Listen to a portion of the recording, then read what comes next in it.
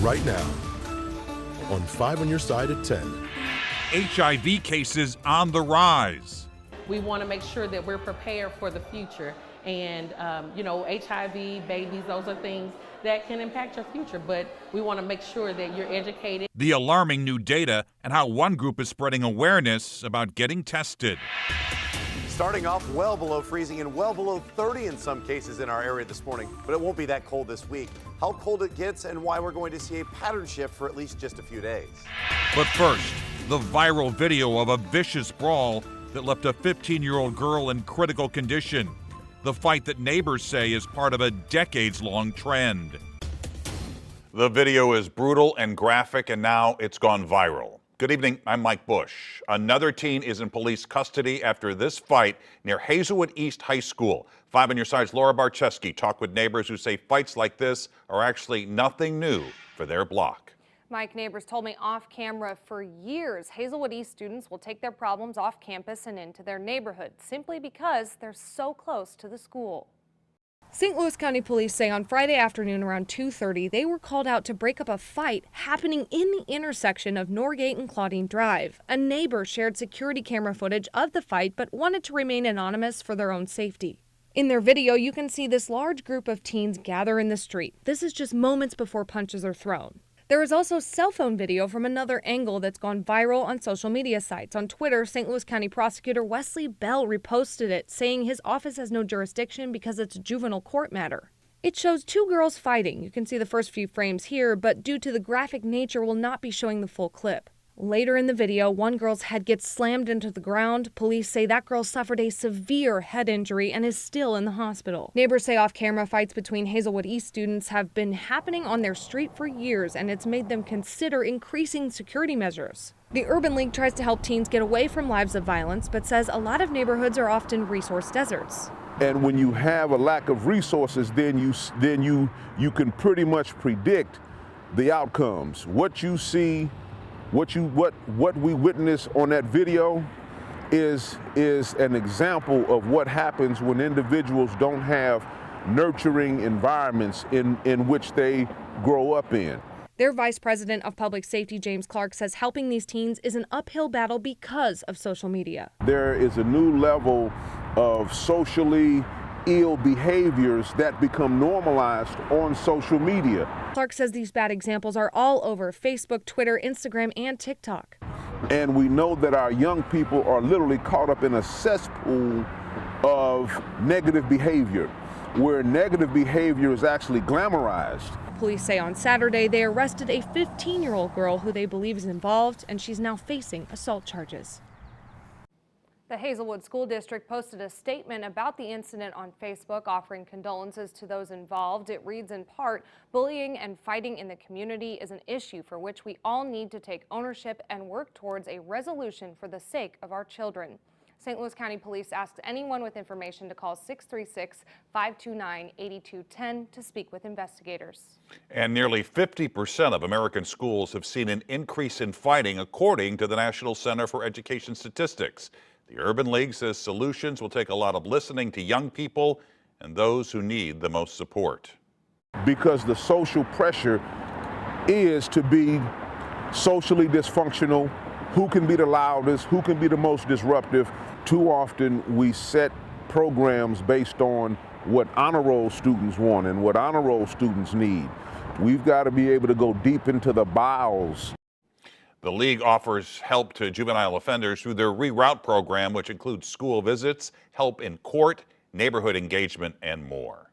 A 4-year-old child is dead after being struck by a car in St. Louis's Bevo neighborhood. This happened around 5:30 this afternoon.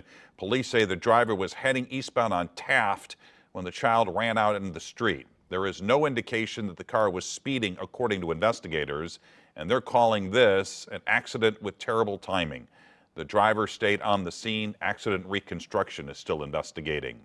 We've seen a rise in cases among women testing positive for HIV. Today, though, local healthcare workers held an event to raise awareness. New tonight, 5 on your side's Annie Krall joins us in studio after learning that women are especially vulnerable. Annie? Well, this afternoon's event in Midtown, hosted by Affinia Healthcare, came together after they recognized a big problem of people not getting HIV tested. The latest report from St. Louis's health department says most people in the city living with HIV are men, but about 21% are female, especially women of color. Sunday's trivia buffet and free HIV testing, hosted by Affinia Healthcare at Rogue Bistro, trying to raise awareness and answer questions to do with cost. Is it expensive? Is it not expensive? Is it something that I can afford? What am I supposed to do if this is the case? What can I do? Is it the case? Is it a life sentence? Is it not? The CDC says HIV is the initial viral infection, treatable with medications, and can mean a long and healthy life for someone. It may take years or never happen, where the final, more serious immune suppressing stage occurs. Knowing your status is crucial, especially for Black men and women who have the highest rates of HIV in the city as of 2021. So that they're aware of their status. A lot of people just don't come in to get the testing, and this gives us the opportunity to come out into the community to meet them where they are to get the testing done. They brought 50 HIV tests and administered a dozen in the first hour. It's a mouth swab with results in 10 minutes. Affinia recommends talking to kids as young as 13 or getting them tested if a parent or adult thinks they may be sexually active. Local mom Sonia Deal started educating her 3 boys at 8 and 10 years old. Always in the company of parents. Say, you know, how far do you want us to go with this conversation? And I think we started with the medical dictionary, showing them, you know, your bodies are getting ready to change, you're getting ready to go through puberty. HIV awareness events expected at Rogue Bistro every few months now. It's an honor. We truly appreciate it. I grew up always aware of HIV. I had family that was positive, so I know steps, and it's very important. Just this week, HIV vaccine researchers have renewed hopes with preliminary results from 2 different studies. After 20 years of failures, one uses neutralizing antibodies, the other encouraging a person's immune system to make their own, though neither is likely to be widely available until the 2030s. Mike? Annie, thanks.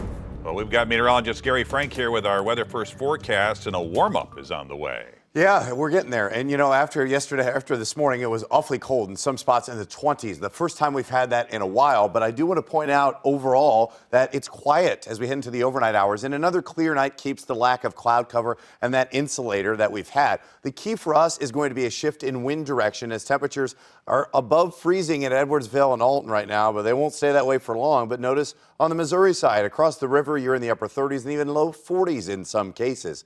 That is the change in air mass. That's what we're going to see overnight. So I do think that there's still another chilly night ahead, but we've got another warm-up that's going to feel more like spring. And it's not going to be the warmest we've seen for the last few weeks, but it's coming. There will be a few rain chances that we mix in, but tonight above freezing in the city by a few degrees. Outside of the city, it will be just a little bit cooler. But the key for us is the wind. It's out of the south as we continue to see our wind pick up a little bit more tomorrow. It's going to help us warm up. How high we get tomorrow and why it's just the start of a few days as we get close to 80 before things change over the next few.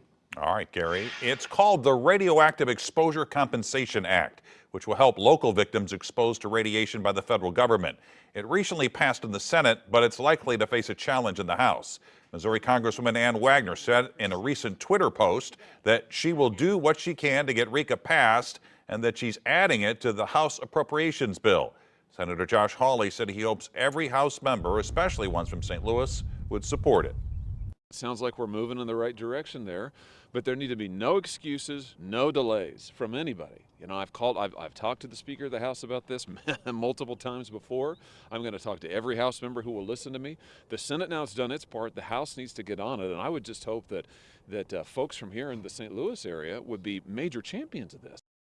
Hawley also said President Biden made an official statement saying he would sign the bill. RECA will expire in June. Congresswoman Wagner says it must be passed by March 22nd. Coming up, old dogs, new beginnings. We are put on this earth to help those who need help, and they don't have a voice. How animal lovers in High Ridge are giving their senior dogs and cats a second chance at life.